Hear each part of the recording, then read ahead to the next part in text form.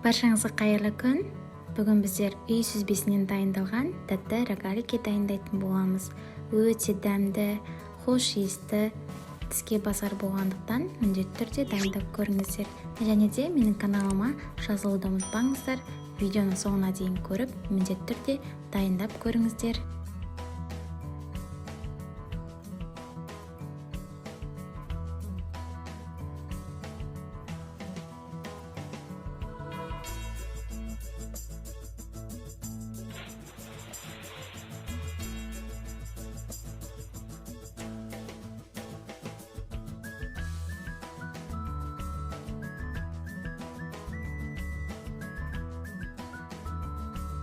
Ыдысымызға ең алдымен сүзбемізді салып аламыз. Мен үй сүзбесін қолдандым. Кейін қантымызды салатын боламыз.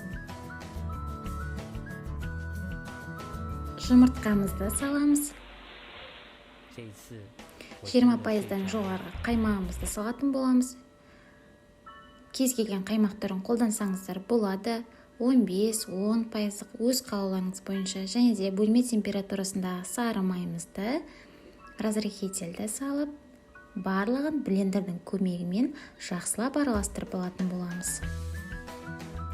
Біздің дайын қоспамыз. Кейін қоспаны басқа ыдысқа ауыстырып, үстіне сетадан өткен ұнымызды салып, қамыр ететін боламыз.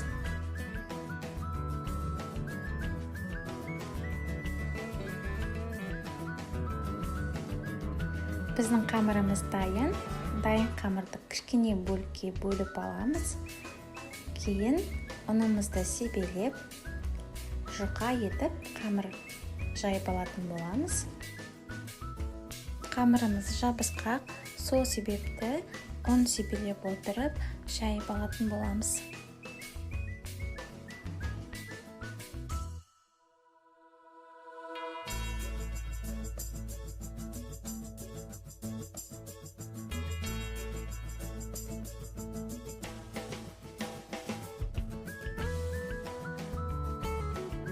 Кейін қамырымызды ортасынан осылай 4 бөлікке бөлеміз. Одан соң тағы да орталарын бөліп алатын боламыз. Кейін салмасына вареный сгущенка салып орайтын боламыз. Немесе үй жағдайында варенье салып орасаңыздар да өте дәмді болады.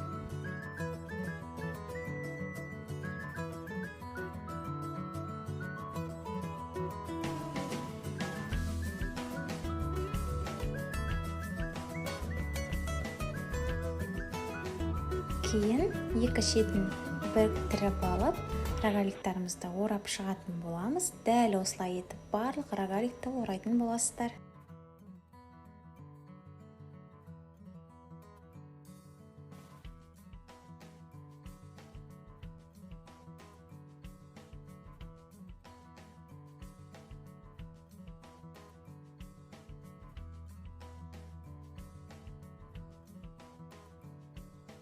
Кейін формамызға пергамент қағазын төсеп, соған орналастырып шығатын боламыз. Мен пергамент қағазына май жаққан жоқпын.